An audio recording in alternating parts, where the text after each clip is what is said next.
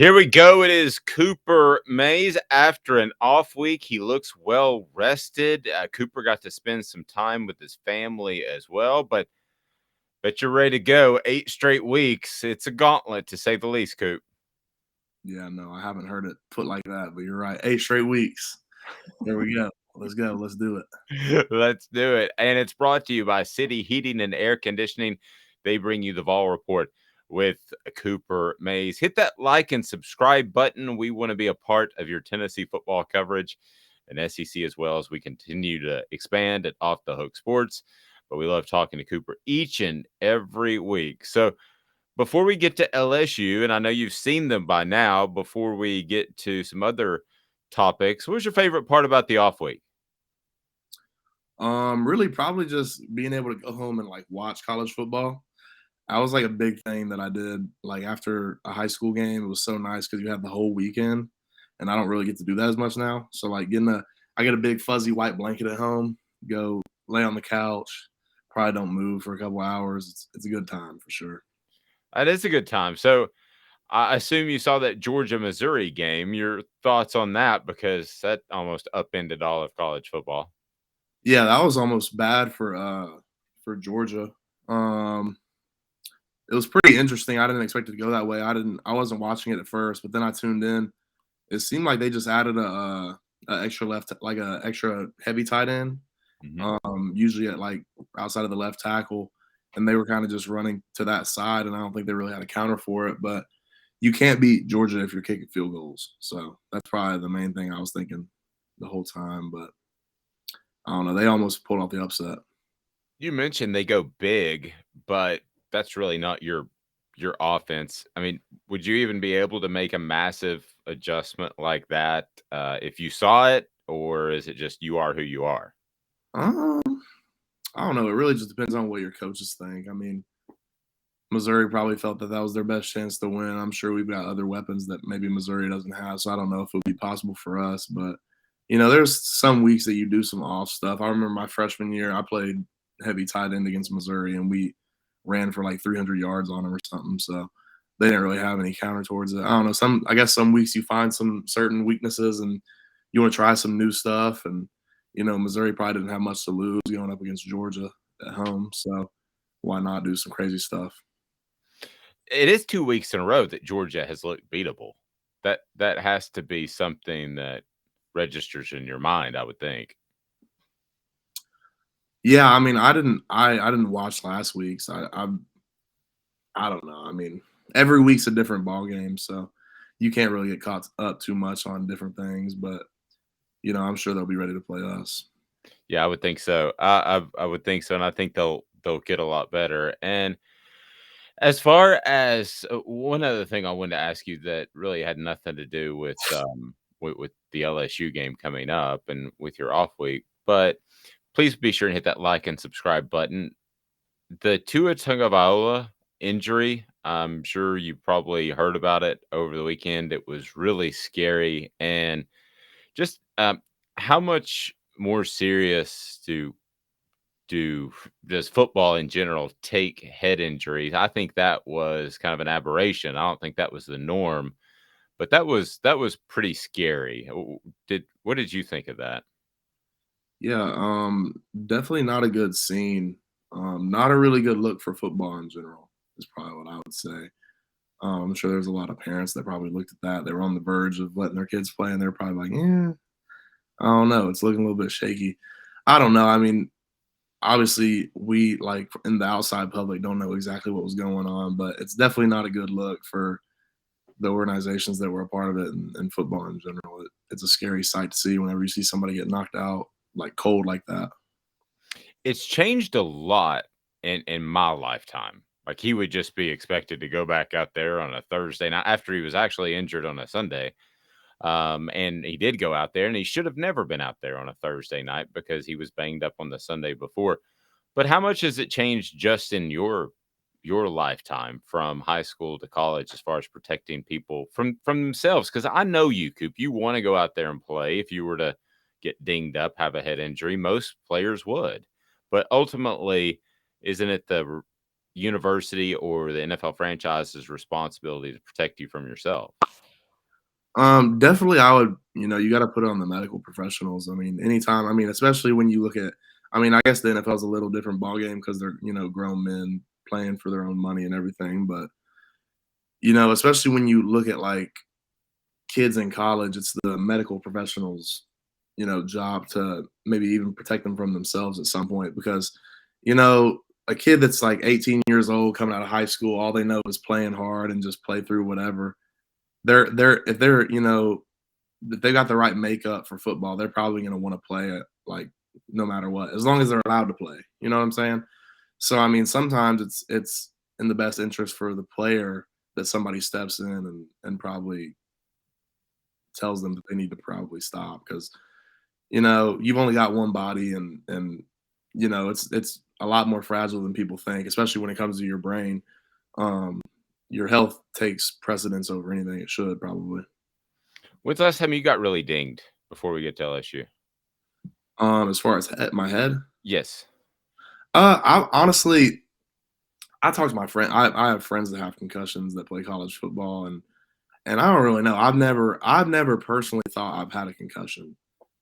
I don't know what the reasoning about that is. Maybe I have and I just didn't know it. But I've never gotten knocked out cold or anything like that. No, I don't think I've ever experienced that. But I have friends that have had concussions and have bad concussions, so I know they're real. It's just I've never really experienced that. Knock on wood or whatever. But Amen. Yep. You're not allowed to suffer concussions or anything else because we gotta have you each and every week, Coop. So that's just yeah. It's a rule. strong necks will do Strong concussions. strong necks. That's what it is. And It is. Um, yeah, as let's turn to LSU now, because obviously that's just a monstrous matchup, and it's a tough place to play, and we'll get into that and what they do. But first, I want to remind you the Vol Report is brought to you by City Heating and Air Conditioning. CityHeatandAir.com is where you need to go. It's about integrity, 50 years of integrity. That means that you're going to get the best service at a fair price. That's City Heating and Air Conditioning. All right, Coop. So LSU, when I take a look at LSU, pretty good against the run. Why are they good against the run? It all starts up front. They've got a pretty good front four. Guys that are they're bigger bodies and they've got a little bit of athleticism to them. They've got two solid D tackles that engage and disengage with blocks well. So anytime you got and they got BJ Ojulari, he's a stud on the edge. So anytime you got a solid front four, then you'll have a chance at stopping the run pretty well. You had mentioned before that there are certain guys that you like going against. You like going against the bigger guys because you're quicker. How would you typecast these guys? Are they the guys you like going against, or are they maybe a bit more of a challenge? Um, it they've probably got people that aren't they don't have guys that are small, but they don't have guys that are just mammoths like we had back last week with number 21 and 9. Those are two pretty big guys, about as big as you're gonna face. But they've got some guys that are in the middle. They've got some twitch to them, athleticism. So it'll be a good challenge for us up front. As far as when you heard the announcement for it's a noon Eastern start and it's an 11 o'clock Central start. I've covered 3 or 4 games in Tiger Stadium at night, and it's pretty darn difficult. And it's a tough place to win. I think that a noon Eastern start, 11 Central changes that. But that's me on the outside. Does that make much of a difference to you as a player?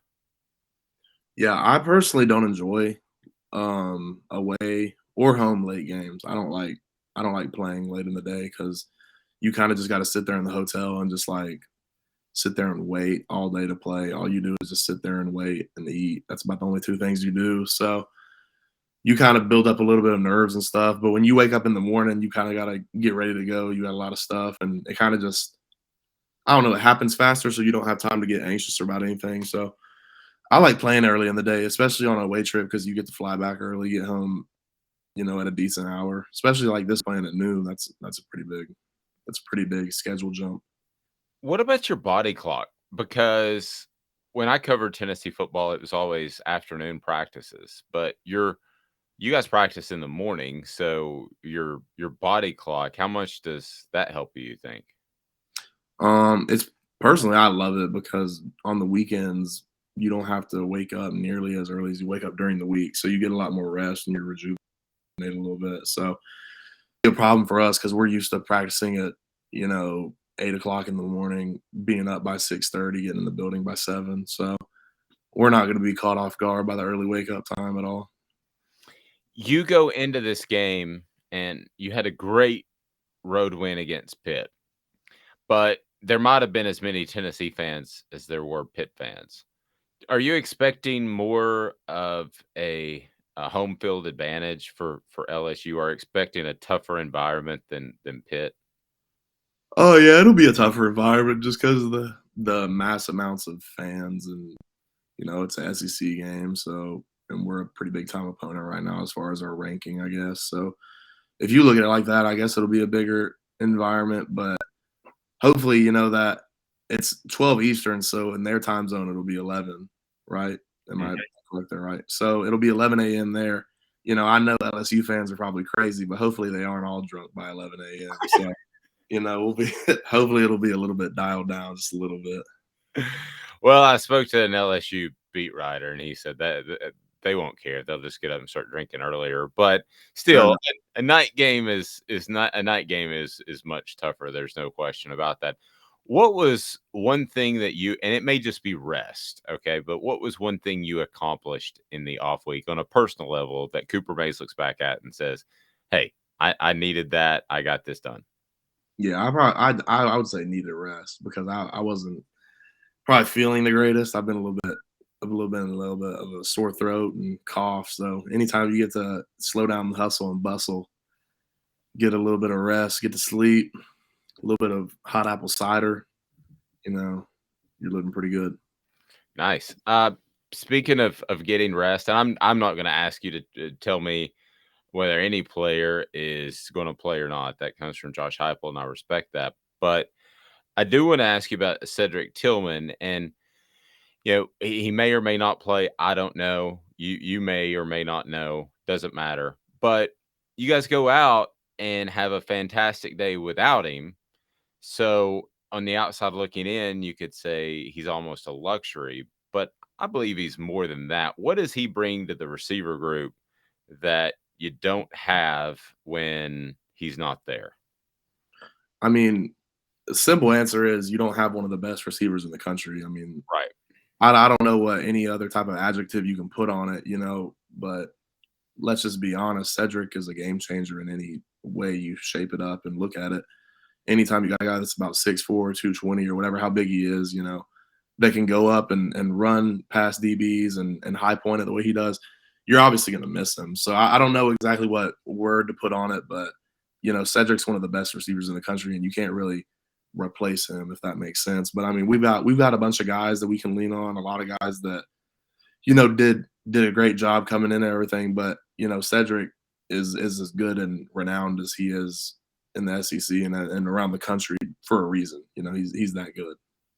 Is he the most polished route runner? I know I'm kind of getting outside your realm of what you follow playing center, but he seems to be a great mixture. What I'm getting at is he seems to be a great mixture of talent and polish that you might not have in another receiver. Yeah, right. I mean, I like you said, I don't know the terminology and everything. I can sit here and talk O line with you all day, but I don't know much about routes or anything. But all I know is when that ball goes up in the air and I see Cedric running down the field and see him jump, you know, I I'm not expecting him to drop the ball. Anytime I see him go up one on one with anybody, I'm expecting him to come down with the ball. So I don't know exactly what it is, but he's big, strong, fast, and can jump high and catch the ball. So, well rounded is probably what I'll put it. He's got a lot of good tools and he puts them together well. Who took a step in the off week? That's my next question for Cooper Mays of the Vol Report. The Vol Report brought to you by City Heating and Air Conditioning, cityheatandair.com. City Heating and Air Conditioning, over 50 years of integrity. They will take care of you. So there's a couple of players that I thought had the opportunity with an off week that had shown flashes early on. Younger players, I'm talking about specifically, that had an opportunity with more practice snaps, with a little more time, to make a step in the off week. Did anybody stand out to you and kind of grab onto that role? No, I probably wouldn't say anybody like specifically jumped out at me personally. I would just say I think I was kind of proud of like how the whole team handled the bye week. And a lot of it's very easy for a team that's going 4-0 into the bye week to probably just act like they should just shut it down and just take care of themselves and everything. But I think we did a good job of staying on course and making the most of it and using it as a week to get better for sure. How quickly did you put the Florida win behind you? Because I was talking to Jake about this. I mean, that is a monumental win, and enjoy it on that Sunday, but you gotta move on. How quickly did that happen for this team? Yeah, probably that next Monday when we came back in. Anytime you go into a next week, you can't really be focused on the last week, or I don't at least. Um, everything in college football moves so fast. You don't really have time to sit there and enjoy anything because as fast as you may be feeling good about yourself, you'll be feeling bad the next week. So I think our coaches have done a good job of kind of keeping us on the task at hand and everything, and keeping us focused. As far as communication, and again, you were on the road against Pitt, but I would imagine the communication is more difficult being on the road at LSU than it would be Pitt when half the fans were Tennessee fans. What are some of the challenges that you face because you're a big part of getting everybody in the right position? Anytime you play on a against the SEC team on the road, you're at risk for not being able to communicate as effectively. But I think our offense does a really good job at keeping teams quiet because the biggest thing about getting crowds ready, like getting loud, it takes them a second. So like if you take 20 seconds in between second and third down, to get your play call in, the crowds by 10, 15 seconds in after that down, the crowd's probably going to be hyped up and ready to go, getting loud. Our offense goes so fast, the plays don't really like let the crowd get involved as much, I don't think. But that's probably what I would say. I mean, it can get loud, I'm sure, but I think our offense does a good job at kind of curtailing it a little bit. Is there any time that maybe crowd noise did disrupt you a little bit? Not me personally, no. I've never really. I don't know. I don't know if people.